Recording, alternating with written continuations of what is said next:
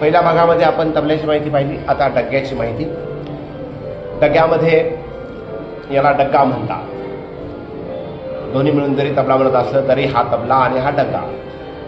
हा जो भाग आहे याला शाई म्हणायचं. काय म्हणायचं? त्यानंतर हा जो भाग आहे याला मैदान किंवा चाट किंवा गोट.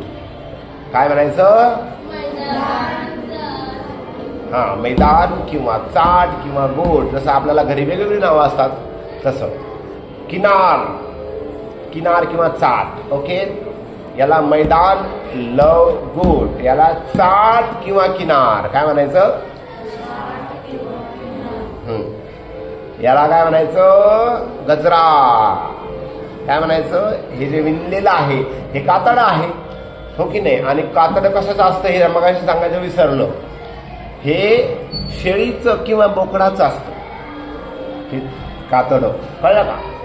हां, या कातड्याला विणलं जातं आणि त्या विणताना तो गजरा निर्माण. जसं आपण वेणी पाहतो ना, वेणीमध्ये काय असतात?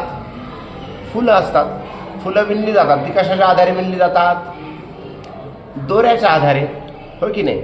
तसंच इथे हे जे छोटं छोटं हे दिसतंय याला म्हाळू म्हणतात. काय म्हणतात? म्हाळू. हा, म्हाळू म्हणजे काय? कातड्याचं छोटं दोरी तयार केलेली त्याला म्हाळू म्हणतात. कातड्याची दोरी थोडक्यात. कळलं का? अशी ती आपल्याला आता इथं जाड दिसते पण ती भिजू घातल्यावरती एकदम छोटी दिसते. आणि मग त्या अशी विणतात या चमड्यामध्ये आणि त्याचा गजरा तयार होतो. ठीक आहे, ही जी दोरी दिसते याला वादी म्हणायचं. वादी झाल्यावर याला खिट्ट्या. जसं इकडे तबल्याला लाकडी गठ्ठे तसं याला काय म्हणायचं? खिट्ट्या. इकडे लक्ष द्या.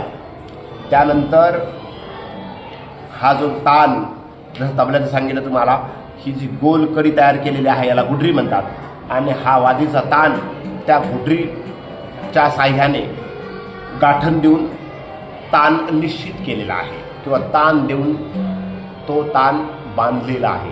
आणि म्हणून तो एका स्वरात, एका विशिष्ट ताणल्यावर तो एका विशिष्ट स्वराला वाजतो. म्हणून आपल्याला तसा ध्वनी, तसा नाद निर्मित झालेला दिसतो. तर आणि हे वेगवेगळं भांडं असतं. हे स्टीलचं भांडं आहे. तांब्याच्या भांड्याचे पण डगे दिसतात आपल्याला. त्यानंतर पितळाचे पण आहेत.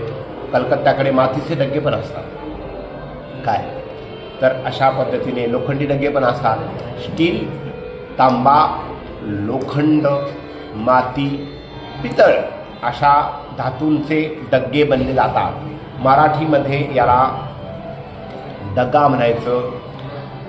अजून हिंदीमध्ये जर विचारलं त्याला बाया म्हणतात. काय म्हणतात? दाया. दाया म्हणजे तबला आणि बाया म्हणजे डग्गा. अजून ग्रामीण भागात गेलं त्याला मादी म्हणतात, याला नळ म्हणतात. काय तर अशी वेगवेगळी नावं आहेत त्याला. अशा पद्धतीने तबला आणि डग्गा. अजून एक माहिती सांगायची राहिली ती म्हणजे चुंबळ. तबल्याला ज्या याच्यावर ठेवलं जातं त्याला काय म्हणतात? चुंबळ. ही वस्तू आहे, ज्या वस्तूवर ठेवलं जातं त्याला काय म्हणतात? चुंबळ. तर ही गोल असते, त्या चुंबळीवर तबला डग्गा ठेवला जातो. अशा पद्धतीने तुम्हाला तबल्याची आणि डग्ग्याची सगळी माहिती सांगितली आहे. आता बोटांची नावं सांगतो. हे आपल्याला 5 बोट आहेत. अंगुष्टिका किंवा अंगठा. काय? तर्जनी. काय? पहिल्या बोटाला तर्जनी म्हणायचं. दुसऱ्या बोटाला मध्यमा. काय म्हणायचं? तिसऱ्या बोटाला अनामिका. चौथ्या शेवटच्या बोटाला करंगळी. अंगुष्टिका किंवा अंगठा, तर्जनी, मध्यमा, अनामिका आणि करंगळी. तसंच इकडे सुद्धा.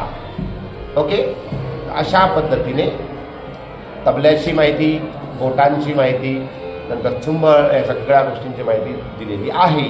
धन्यवाद.